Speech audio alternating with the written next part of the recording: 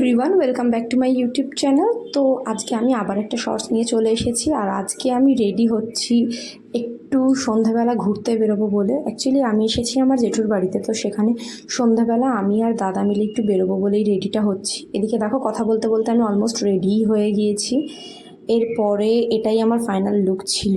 খুব বেশি কিছু সাজিনি, খুব গরম বলে। তারপরে ফার্স্ট আমি আর দাদা মিলে একটা শপিং মলে চলে গিয়েছিলাম। সেখানে দাদা কিছু টি শার্টস দেখছিল, বাট কালেকশন খুব বেশি ভালো লাগেনি ওর। দেন আমরা সবটা ঘুরে ঘুরে দেখছিলাম। আর একটু বেশি রাত হয়ে যাওয়ার জন্য না, অনেকগুলো স্টোর বন্ধও হয়ে গিয়েছিল, তাই আমরা সব স্টোর ঘুরে দেখতে পারিনি।